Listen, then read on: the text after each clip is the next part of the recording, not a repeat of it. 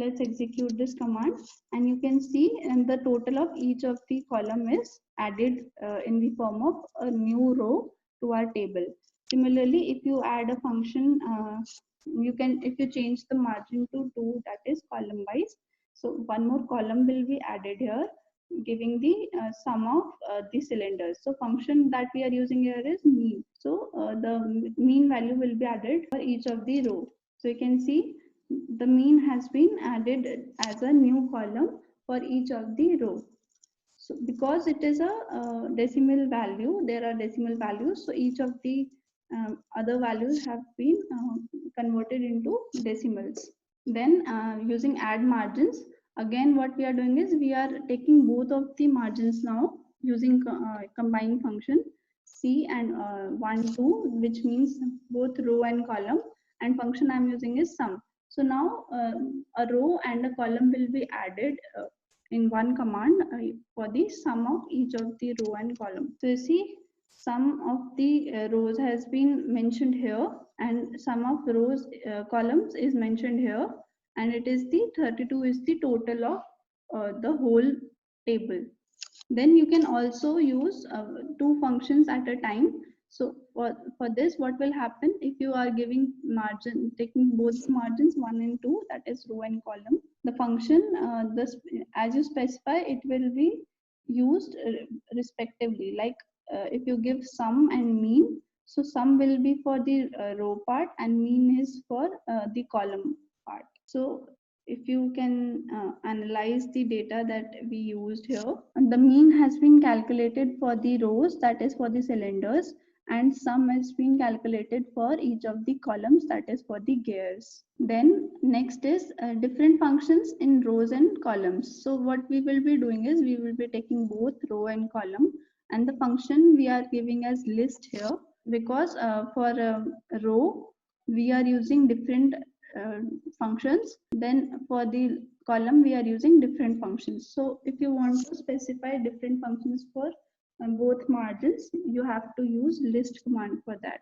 Using list, all these functions will be applied to row, and SD and sum will be applied to column. Let's execute this command, and you can see the output. Standard deviation and sum has been calculated for cylinder values here.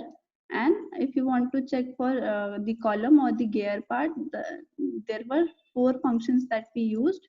So we have mentioned mean twice here, so we can remove it.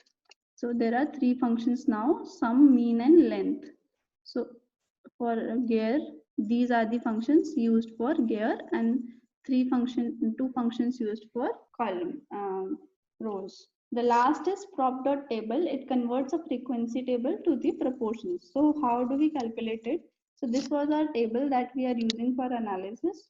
Now we will be giving the command prop.table. So prop.table will convert these values, that is 182, 241, 1202, to proportions.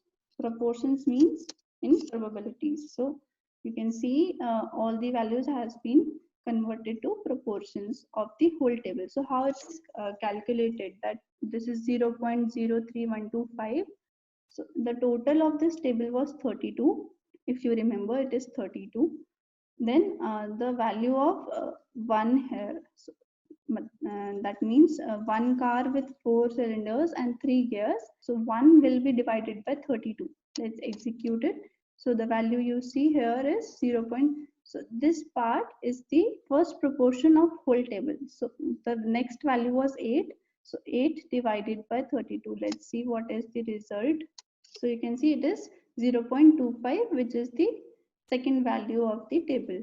Similarly, whole of the table is calculated, and this the fact of this output should be like when you total the whole table, it should come out to be 1, which means 100%, because 1 is being divided into different proportions based upon the values for each of the element or position. Next, what we are doing is we are summing up based upon the margins.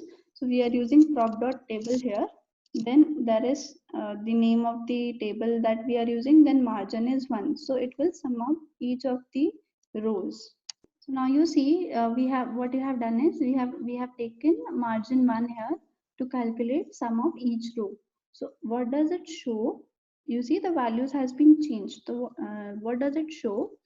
So the cylinder 4 and gear 3 values. So this was our table. The total of this row was 11.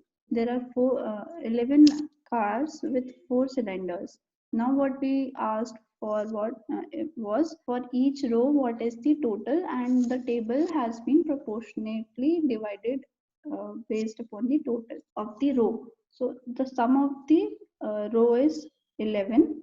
So for first value here, which is 0.09, you can see here. So 1 divided by 11. This was the first position, first element of this row, wherein the value is 1 here and the total of this row is 11. So this proportion is 1 by 11 of the table. So it is 0.0909. Similarly, if you want to calculate the second element of this row, you will divide 8 by 11. So you see, so they are the proportions based upon the total of the row. If you want to check for this row, the total was 4, 5, 6, 7. So if you calculate 1, 2 divided by 7, so the value should be 0.285. So you see it is the proportion of first proportion of the total of this row.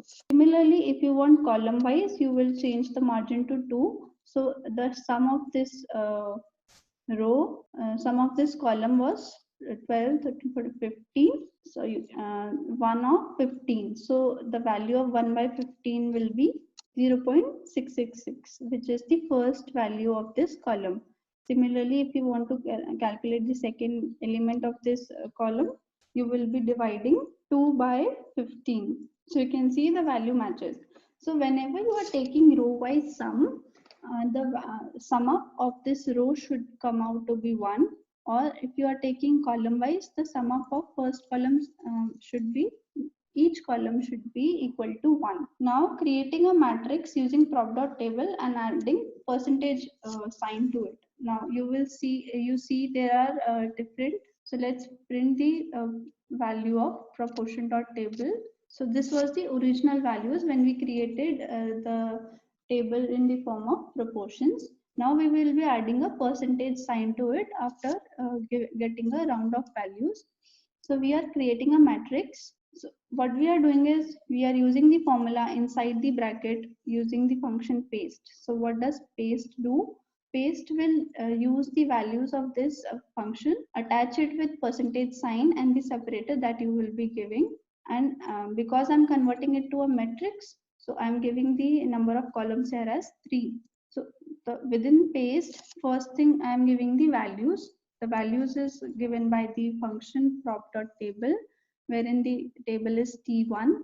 Into 100 will convert it to a round of values, then adding percentage sign to it with a separator, and will be divided into 3 columns, 3 rows. Let's execute it. So you see there is the value was earlier, it was when the table was in proportionate form, it was 0.03125. Now it is 3.125 because we have multiplied it with 100 and added a percentage sign to it. What I am doing in this function is I am doing a quick check whether the proportion table is giving me correct output or not. For that I am using row sums and taking the function inside the function row sums, that is proportionate dot table, that is prop dot table. Within the bracket I am saying the row sum, convert the table to proportions using margin 1. So according to sum of rows, the values come out to be 1. As I told you, the sum of each column or each row should come out to be 1. We are confirming it same way using row sums or column sums. So the tables function and aggregate functions are very basic but are essential functions which help us to understand the data with with efficient statistical analysis and making the data more interactive.